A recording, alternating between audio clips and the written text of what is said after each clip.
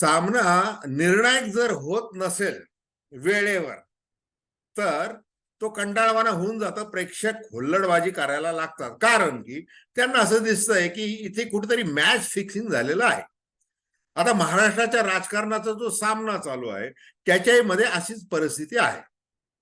आता कोण जिंकणार कोण हारणार याच्यावर प्रश्नचिन्ह आहे जोपर्यंत शेवटची ओव्हर टाकली जात नाही तोपर्यंत. सुप्रीम कोर्टाने राहुल नार्वेकर विधानसभेचे जे अध्यक्ष आहेत यांचे कान पिळलेले आहेत, जोरदारपणे कान पिळलेले आहेत. मग आता हे कागदी नगदी खोकेबाज राहुल नार्वेकर आहेत की खरंच न्यायाधीश जे ट्रिब्युनल म्हणून आता काम करतात आहे विधिमंडळाचं ते प्रमुख आहेत, विधानसभेचे ते सभापती आहेत, अध्यक्ष आहेत, ते आता हे राष्ट्रवादीच्या 9 आमदार आणि शिवसेनेचे 16 आमदार यांच्याविषयी अपात्रते संबंधी नक्की निकाल केव्हा देणार याची उत्सुकता सगळ्यांना. मग ती उत्सुकतेचं काही देणं घेणं नाही, लोकशाहीचं काही देणं घेणं नाही. आपल्याला जे अधिकार प्राप्त झालेले आहेत आणि ते लक्षात घेऊन आपण आपला वेळ वाढवत न्यायचा आहे, विलंब करायचा आहे. मग justice delayed is justice denied असं वगैरे तुम्ही काहीही म्हणा, मी माझ्या पद्धतीने करणार, महाशक्ती मला जसं सांगेल तसं मी निर्णय घेणार.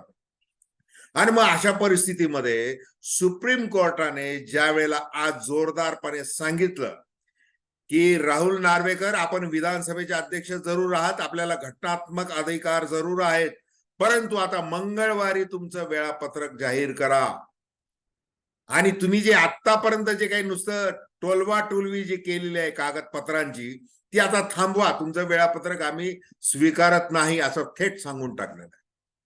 तर आता या सगळ्या गोष्टींचा राजकारणावर नेमका काय परिणाम होणार आहे? उद्धव ठाकरे शरद पवार यांच्याकडे जी वळणारी सहानुभूती आहे ती वाढणार की घटणार? आणि दुसरीकडे महायुती जी आहे देवेंद्र फडणवीस, एकनाथ शिंदे आणि अजित पवार यांचे मतांची टक्केवारी वाढणार काय या संबंधी आपल्याला थोडक्यामध्ये बोलायचं आहे. नमस्कार, जय महाराष्ट्र, मी डॉक्टर अनिल फळे.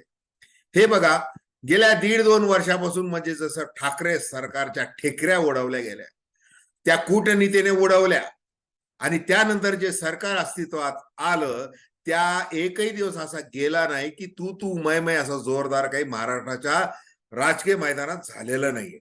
सगळेच जबाबदार, सगळेच जण जुगार खेळायला बसलेले. तो सत्तेचा आहे, तो संपत्तीचा आहे, हा उजवान तो डावान, हा खरान तो खोटा असं काही म्हणता येणार नाही. सब घोडे 12% हमाम में सब नंगे. मग आता अशा परिस्थितीमध्ये महाराष्ट्राला एक चांगलं स्थिर सरकार मिळेल की नाही? महाराष्ट्रातल्या जनसामान्यांचे प्रश्न सुटणार की नाही? सरकार जे भरपूर अशा घोषणा करत आहे त्याचे लाभ वेळेवर मिळणार की नाही? शेतकऱ्यांचं काय?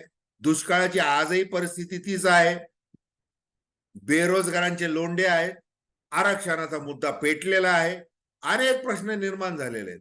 आणि दुसरीकडे काय? अस्थिर राजकीय परिस्थिती. आणि आता ही परिस्थिती काय, सगळे जे तालेवार जे नेते ते आता कुठे गेलेले, ते न्यायालयीन लढाई लढतात.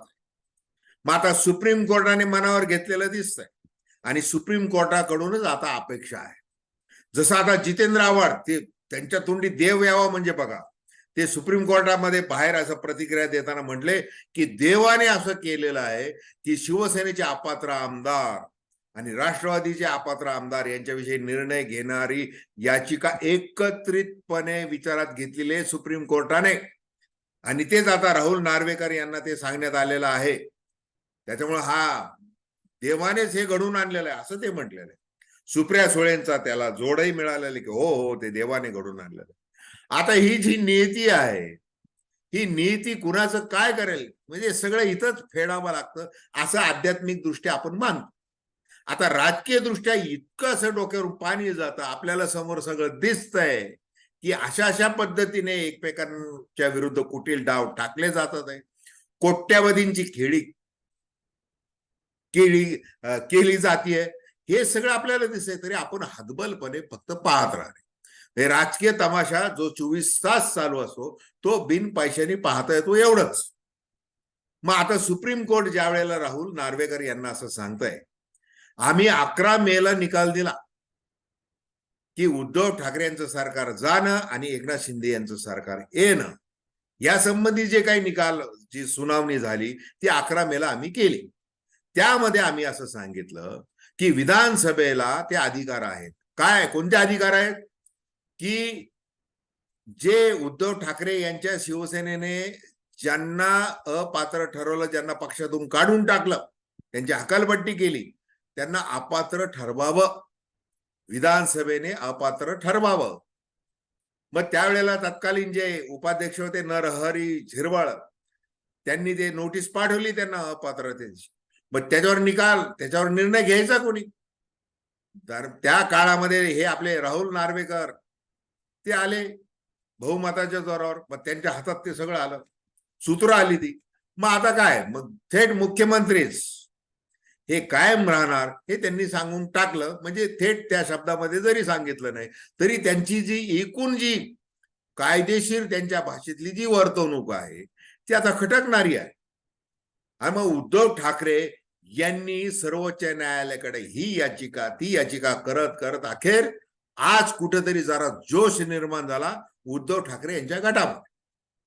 अर्थात हा किती वेळ टिकणार आहे?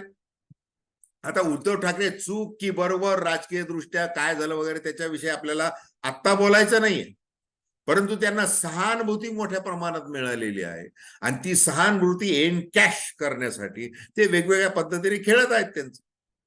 जसं त्यांनी वर्षात तडकाफडकी सोडलं, वर्षा ते मातोश्री त्यांचा जो प्रवास झाला, लोकांनी खूप दुतर्फा उभे राहून त्यांचं स्वांतवन करण्याचा प्रयत्न. आणि मग आता पुढे महाराष्ट्रासमोर आता काय वाढून ठेवलेलं आहे? उद्धव ठाकरे यांची शिवसेना आणि एकनाथ शिंदे यांची शिवसेना. मग आता मूळ शिवसेना कोणती? निवडणूक आयोगाने काय केलेलं आहे की धनुष्यबाण दिलेलं आहे, शिवसेना नाव दिलेलं आहे. आणि मग असं ज्या आमदारांच्या गटाला दिलेलं आहे त्यांना मी अपात्र कसं ठरवू असं राहुल नार्वेकर उद्या त्यांच्या सुनावणीच्या वेळेला म्हणू शकतात. आणि दुसरीकडे आता राष्ट्रवादी येऊन बसलेले. राष्ट्रवादीचं घड्याळ फुटलेलं आहे, छोटा काटा मोठा काटा बाजूला झालेला आहे, तिथे घड्याळ बंद पडलेलं आहे. मग आता मोठ्या काटा जो आहे सॉरी शरद पवार यांनी कायदेशीर डावपेच टाकलेले. त्यांनी निवडणूक आयोगाला सांगितलेलं आहे की आम्ही तर आमच्या फूट झालेलीच नाही, हे जे कोणी 8-9 होते पक्षीय मतभेद झाले त्यांना आम्ही काढून टाकलेलं आहे, त्याच्यामुळे फुटीचा काही संबंध नाही, त्याच्यामुळे चिन्हाचा काही प्रश्नच येत नाही वगैरे वगैरे त्यांनी सांगून टाकलं. आता सुप्रीम कोर्टामध्ये ज्या वेळेला ही सुनावणी सुरू होतीये त्यावेळेला हे दोन्ही अपात्र म्हणजे शिवसेनेचे 16 आणि हे इकडचे राष्ट्रवादीचे 9 यांच्या संबंधी एकत्रच निर्णय घ्या. आणि सुप्रीम कोर्टाने ते आता सुदैवाने ऐकलेलं आहे. त्याच्यामुळे सामान्य माणसाला आता आशा पल्लवित झालेला आहे की कुठेतरी आता निकाल लागला पाहिजे. 1 वर्षभराने निवडणूक आहेत विधानसभेच्या, त्याच्या आधी तरी निकाल लागणार की नाही अशी शंका लोकांच्या मनामध्ये उत्पन्न झालेली होती. ती सुप्रीम कोर्टाने आता ती भीती घालून टाकलेली, ती शंका दूर करून टाकलेली. आता काहीतरी क्वालिटी टाइम तुम्ही म्हणता, मग क्वालिटी टाइम 11 ऑगस्टच्या आधी द्यायला पाहिजे होता निकाल. मग ऑगस्ट गेला, सप्टेंबर गेला, ऑक्टोबर, नोव्हेंबर, तुम्ही आता डिसेंबर, काय काय तारखा देताय त्याच्यामुळे तुमचं वेळापत्रक आम्ही मान्यच करत नाही. आता तुम्ही मंगळवारी सांगा आणि किती लवकरात लवकर निर्णय घेता हे सांगा. मग तुम्ही 2 महिन्यात घेता, महिनाभरात घेता, कधीच घेता ते सांगा. आणि सुप्रीम कोर्ट ज्या वेळेला तुम्हाला सांगतंय की तुमचे अधिकार अबाधित आहेत, तुम्हाला जो काही निर्णय घ्यायचा आहे तो तुम्ही कायदा बघून तो घ्या तुमच्या अधिकारामध्ये, तो हा अमुकच निर्णय घ्या असं आम्ही काय म्हणत नाही. परंतु आता जे सगळे जे तज्ज्ञ म्हणतात आहे की राहुल नार्वेकर यांना तो निर्णय काय घ्यावा लागणार आहे की पक्षांतर बंदीचा जो कायदा आहे ती 10वी जी सूची आहे त्याच्यानुसार 2/3 जरी आमदार फुटले तरी त्यांना इतर पक्षामध्ये विलीन व्हावं लागतं. मग आता हे डोळ्यासमोर ठेवून जर राहुल नार्वेकर यांनी सत विवेक बुद्धी जागृत ठेवून तो निर्णय घेतला तर ठीक आहे, आणि नाही घेतला त्यांनी अजून काही दुसरे काही प्रकरणाचा हवाला दिला, त्यांचा जो काही कायदेशीर अभ्यास आहे, जसं ते लंडनला जातात, दिल्लीला जातात वगैरे वगैरे अभ्यास करतात खूप, ते स्वतः विधिज्ञ आहे, स्वतः ऍडव्होकेट आहे, त्यांच्या अभ्यासातून ते अध्यक्ष म्हणून जे काही निर्णय घेतील तो बाहेर येईल. त्याच्याबद्दल सुप्रीम कोर्ट काही त्यांना निर्देश देत नाही, तुम्हाला काय घ्यायचं तो निर्णय घ्या पण लवकर घ्या, हा तिढा सोडवा असा सर्वोच्च न्यायालयाचा आग्रह आहे. आणि सर्वोच्च न्यायालयाचा तुम्ही अवमान करू नका. तुम्ही आता इतके 5 महिने वाया घालवले, अजून तुम्हाला किती महिने वाया घालवायचे त्याच्यासाठी आता आम्ही अनुमती देत नाही. तुम्ही जर आमचं समाधानकारक वेळापत्रक दिलं नाही तर मग सुप्रीम कोर्ट हस्तक्षेप करायला व्यवस्थित अधिकार आहेत सुप्रीम कोर्टाला. मग म्हणून ते जे वकील आहेत त्या वकिलांना सांगितले, अध्यक्षांचे जे वकील, त्यांना सांगितले की तुम्ही विधानसभेच्या अध्यक्षांना जरा समजावून सांगा की सुप्रीम कोर्ट काय करू शकतं म्हणून. तुम्ही बघा वेळ असं वाया घालू नका असं त्यांना सांगितलं. मग आता इकडे आता राजकीय परिणाम काय होणार बघा. मग आता जसं लोकसभा निवडणुकीच्या निमित्ताने आपल्या मतांच्या टक्केवारीमध्ये वाढ व्हायला पाहिजे, कोणत्याही प्रकारचे घट व्हायला नको म्हणून मविवामध्ये फूट पाडली पाहिजेत अशी कूटनीती भाजपच्या चाणक्यांनी खेळली. त्याच्यामध्ये ते प्रचंड असे यशस्वी झाले. आता याचा दोष सगळ्याच भाजपला देऊन चालणार आहे का? तर अजिबात चालणार नाही. कारण यांचेच जर घरभेदी निघालेले आहे तर त्याचा दोष भाजपला देऊन काय उपयोग. त्याच्यामुळे हे लोक जबाबदार आहेत. त्याच्यामुळे शरद पवार काय उद्धव ठाकरे काय हे म्हणजे अगदी मसीह आहेत राजकारणातले असं समजण्याचं काही कारण नाही. त्यांच्यामध्ये काहीतरी दोष आहेत म्हणून त्यांचे निष्ठावान कार्यकर्ते त्यांच्यापासून दूर गेलेले आहेत. हे सरळ सरळ दिसतंय. परंतु याचं ज्या वेळेला आपण लोकशाही म्हणतो, लोकशाही व्यवस्था म्हणतो आणि स्थिर सरकार म्हणतो आणि लोकांनी मतं टाकलेले असतात आणि त्या परिस्थितीला संविधान समोर ठेवून लोकांना न्याय देणारं जनकल्याणकारी सरकार हे टिकलं पाहिजे. आणि सत्तेच्या सोंगट्या तुम्हाला ज्या काही खेळायच्या ते तुमचे कर्तव्य पार पाडून करा, राजकीय नीतिमत्ता बाळगा.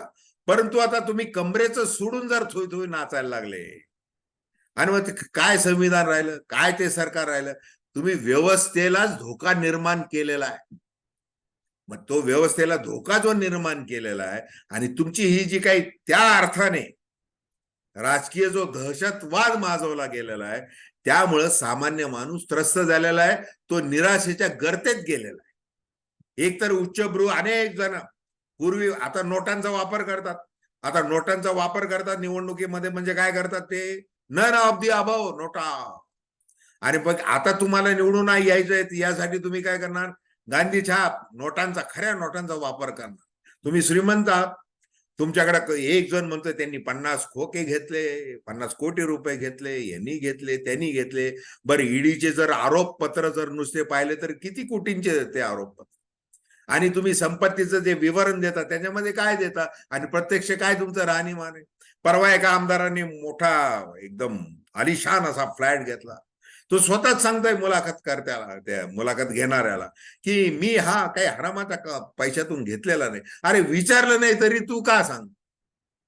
म्हणजे हे सगळं सांगायचं तात्पर्य असं आहे की राजकारणाचा हा जो काही वीट लोकांना आता येतोय हे यांच्या वागणुकीमुळे येतोय. आणि विचारधारा वगैरे आयडिओलॉजिकल वार हे अजून तो दूरच आहे. त्यासंबंधी आपण बोलणारच आहोत. आता या न्यायालयीन लढाईमध्ये जिंकतं कोण आणि महाराष्ट्राच्या नशिबी अजून येतंय काय हे आपल्याला लवकरच दिसेल.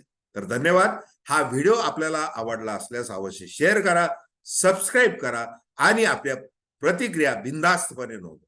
धन्यवाद.